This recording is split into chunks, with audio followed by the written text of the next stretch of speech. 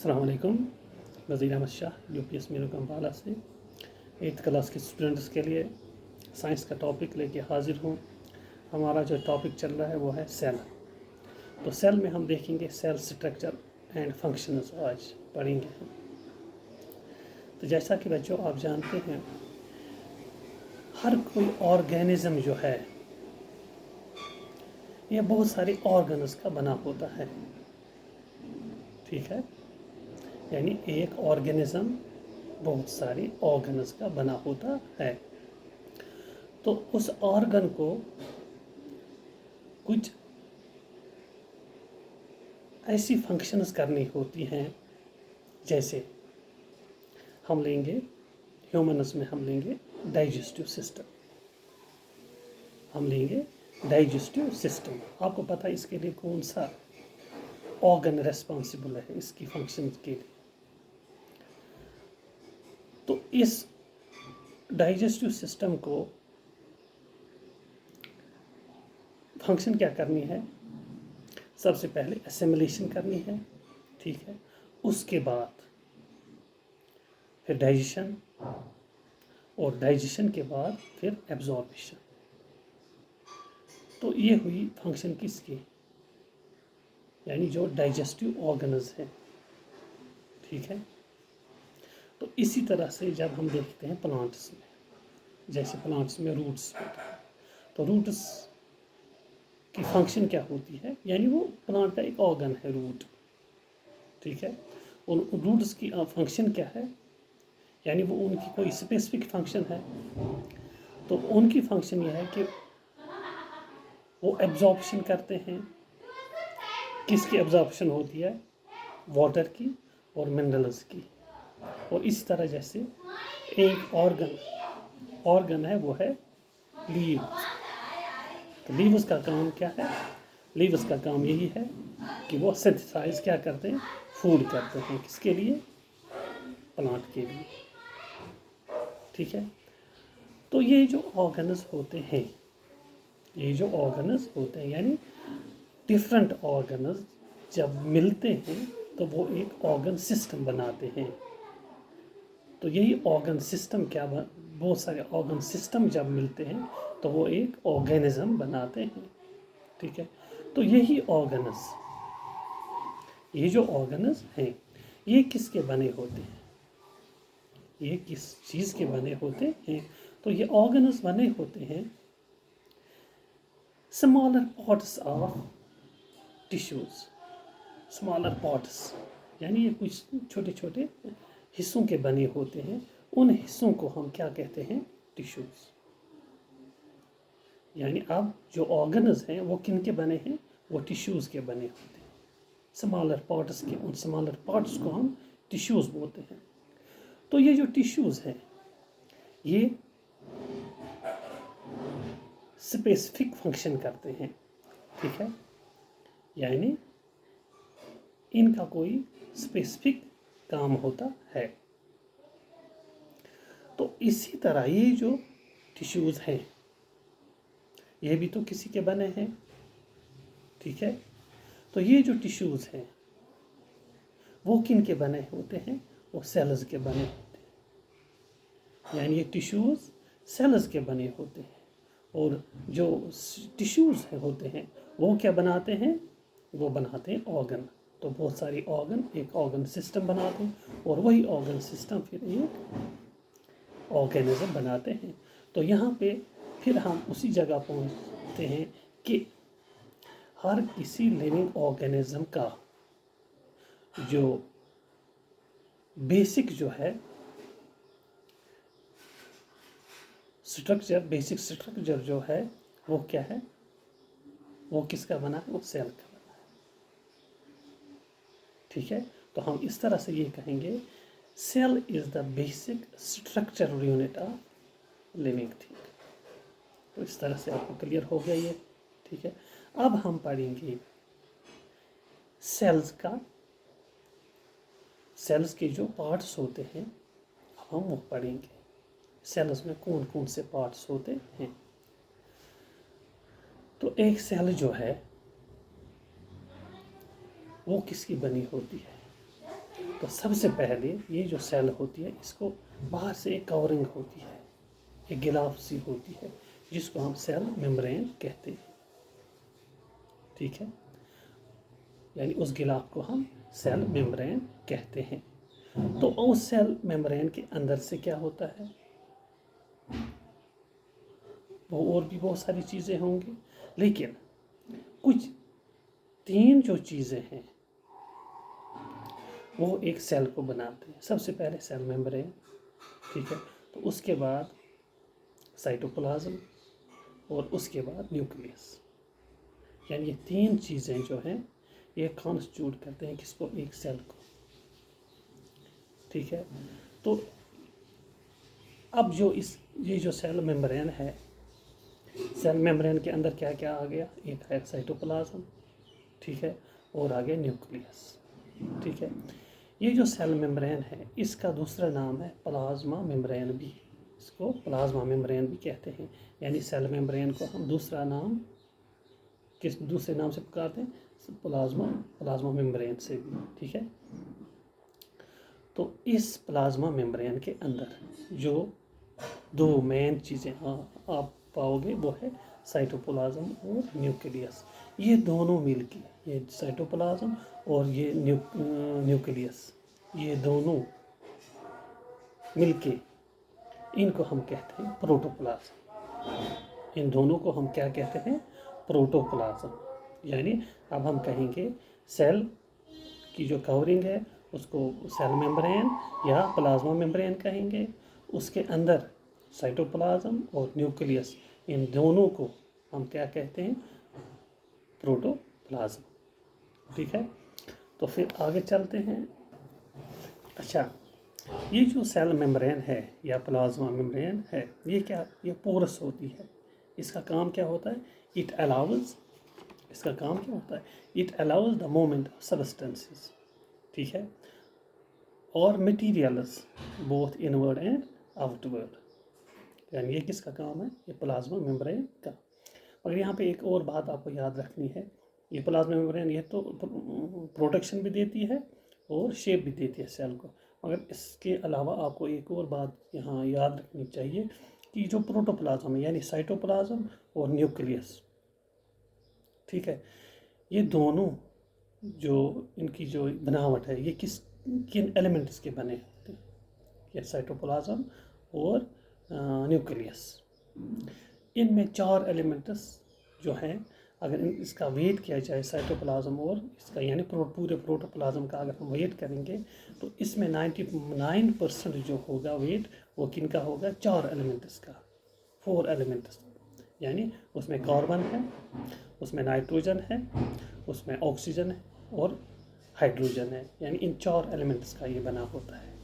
ठीक है, इसके अलावा सल्फर भी है, फास्फोरस में, मतलब उनकी वो उसकी तो कम क्वांटिटी है, मगर ज़्यादा जो बने हैं ये किसके, इन्हीं 4 एलिमेंट्स के। कहते हैं कि 99% ये इनके बने होते हैं। ठीक है, तो ये बात भी आपको याद रखनी चाहिए। अब यहाँ पे ये जो हमने पढ़ी सेल मेम्ब्रेन या प्लाज्मा मेम्ब्रेन, मगर इसके अलावा अगर ये तो हुई बात एनिमल्स की, अगर हम प्लांट्स में देखेंगे तो इस सेल मेम्ब्रेन के बाहर से भी एक कवर है, एक गिलाफ है, जिसको सेल वॉल कहा जाता है। ठीक है, तो वो भी प्रोटेक्शन करती है किसकी, वो सेल की प्रोटेक्शन करते हैं।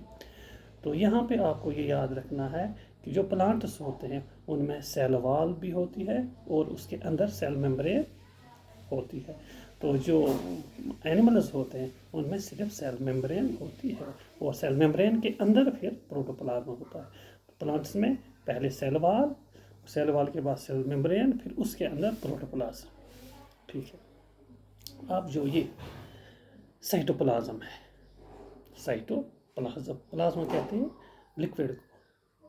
ठीक है, साइटो मीन्स हॉलो यानी खाली जो जगह है, यानी सेल मेम्ब्रेन से लेके न्यूक्लियस मेम्ब्रेन तक जो ये खाली जगह है, इसमें कुछ ऑर्गेनेलीज हैं जिनको हम सेल ऑर्गेनेलीज कहते हैं। ठीक है, तो वो कौन कौन सा है, सबसे पहले माइटोकॉन्ड्रिया है, ठीक है, क्लोरोप्लास्ट्स है, गोल्गी कंपोनेंट कम्प्लेक्स हैं या गोल्गी ऑपरेट्स भी हम कहते हैं, और लाइसोसोम्स भी होते हैं। ठीक है, तो ये इनको कहते हैं सेल ऑर्गेनेलीज। ठीक है, तो यहाँ पे ये जो साइटोप्लाज्म है, साइटोप्लाज्म जो है इसमें सेल ऑर्गेनेलीज होती हैं कि क्या कौन कौन सी। एक है माइटोकॉन्ड्रिया। तो पहले हम देखेंगे ये माइटोकॉन्ड्रिया है क्या। माइटोकॉन्ड्रिया जो है इसका काम है रेस्पिरेशन करना, सेल में रेस्पिरेशन करना। ठीक है, जब रेस्पिरेशन होती है तो उस वजह से क्या एनर्जी पैदा होती है। तो इस माइटोकॉन्ड्रिया से ये क्या करता है, इसका काम है सेल को एनर्जी पैदा, ये एक तो रेस्पिरेशन करना और ये एनर्जी पैदा करना वहाँ पे सेल के लिए। ठीक है, तो इसका दूसरा नाम है, माइटोकॉन्ड्रिया का दूसरा जो नाम है उसको हम कहते हैं powerhouse of the cell. यानी माइटोकॉन्ड्रिया जो है it is the powerhouse of the cell. अब उसके बाद क्लोरोप्लास्ट होता है, ये भी सेल ऑर्गेनेली है। ठीक है, तो इसका क्या काम है, इट कंटेन्स ग्रीन पिगमेंट, जैसे आप देखते हो। ठीक है, उस ग्रीन पिगमेंट से क्या होता है, फूड सिंथेसाइज होता है, यानी इस सेल के लिए ये सिंथेसाइज होता है फूड एग्जा। ठीक है, तो उसके बाद गोल्गी कम्प्लेक्स या गोल्गी एपरेटस जो होते हैं, ये भी एक सेल ऑर्गेनेली है। इसका काम क्या है, ये समझो ये एक स्टोर का काम करता है इस सेल में। ठीक है, जो भी चीज़ें वहाँ पे तैयार होती हैं वो स्टोर होती हैं गोल्गी कम्प्लेक्स में या गोल्गी एपरेटस में। फिर इसका काम है ये डिस्ट्रीब्यूट करना। ठीक है, जो चीज़ें वहाँ पे बनती हैं इस सेल के लिए, इनका स्टोर करना, फिर इनको इस स्टोर किए हुए सब्सटेंसेस का डिस्ट्रीब्यूशन करना। ये किसका काम है, गोल्गी एपरेटस का या गोल्गी कम्प्लेक्स का। उसके बाद दूसरा एक ऑर्गेनेल है जिसको हम कहते हैं लाइसोसोम्स। लाइसोसोम्स इनका क्या काम होता है, ये जो लाइसोसोम्स हैं इनमें क्या होते हैं, एंजाइम्स होते हैं। ठीक है, इट कंटेन्स एंजाइम्स। और एंजाइम्स क्या करते हैं, इनका काम होता है, इन एंजाइम्स का काम होता है, यानी लाइसोसोम्स का काम क्या होता है, जो यहाँ पे टॉक्सिक सब्सटेंसेस पैदा होते हैं। ठीक है, जैसे आप देखते हो रेस्पिरेशन होती है या बाकी चीज़ें जो इस सेल में होती है, वहाँ पे जब वो जमा हो जाता है टॉक्सिक सब्सटेंस, ठीक है, या अनवांटेड सब्सटेंस जो होता है, जो बिल्कुल गैर ज़रूरी होता है सेल के लिए। ठीक है, तो इनको पास करना या इनको डिस्ट्रॉय करना, इन टॉक्सिक सब्सटेंसेस को डिस्ट्रॉय करना, ये किनका काम होता है, या लाइसोसोम्स का काम होता है।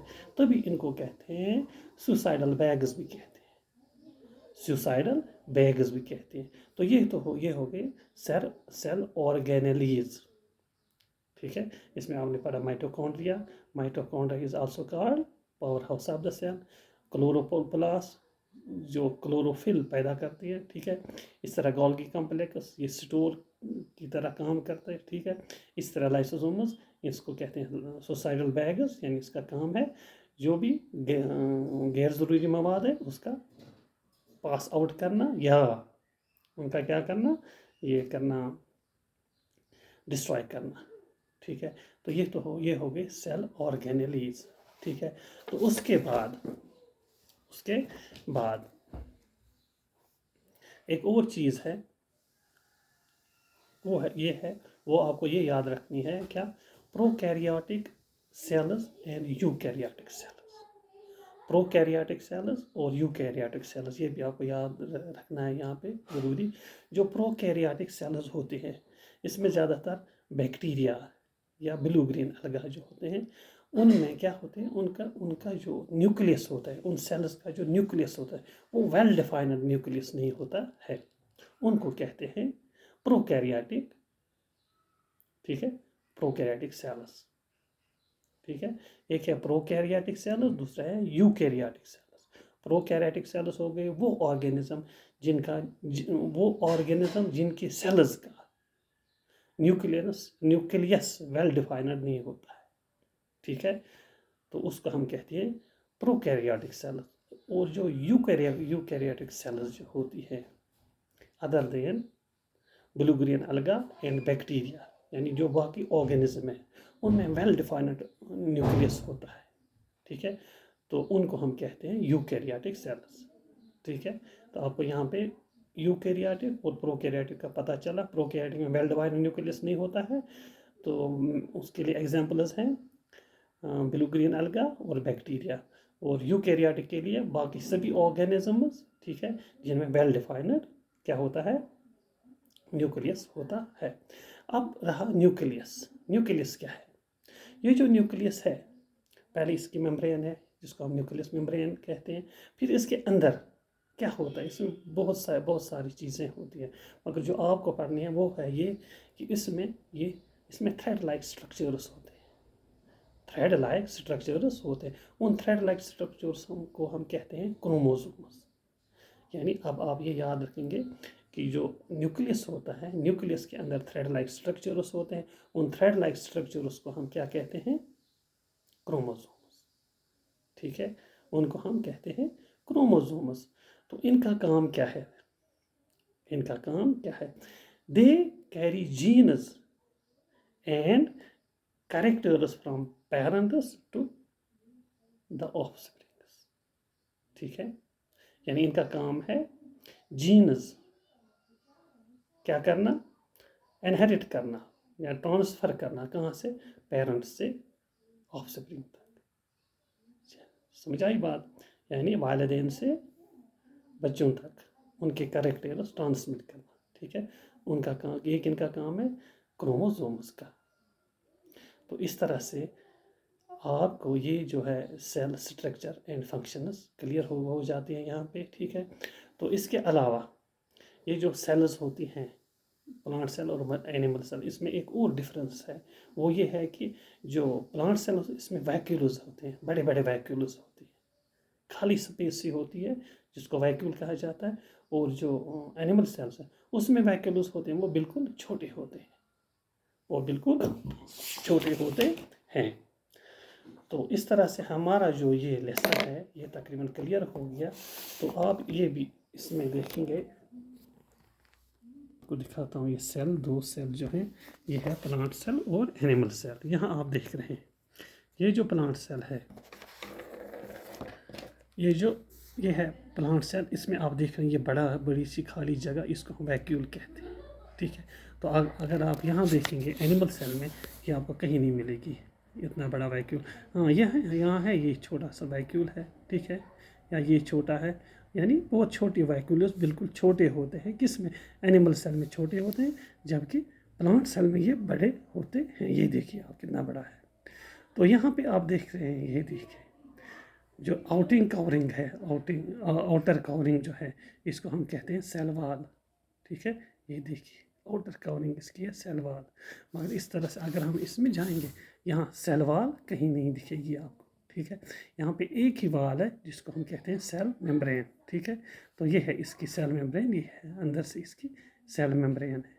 ये प्लांट सेल है या एनिमल सेल है। ठीक है, अब यहाँ पे आप एक और वाल देखते हो जिसको हम सेल वाल कहते हैं, मगर ये सेल वाल आप एनिमल्स में नहीं देख सकते हो। ठीक है, फिर देखिए ये है सेल मेम्ब्रेन, फिर है ये न्यूक्लियस, या ना न्यूक्लियस। इसके अंदर जो है ये साइटोप्लाज्म, इसको सभी को बोलते हैं साइटोप्लाज्म। ठीक है, तो इस तरह ये भी साइटोप्लाज्म इसका। ठीक है, ठीक है, प्लाज्मा मीनस जली लाइक।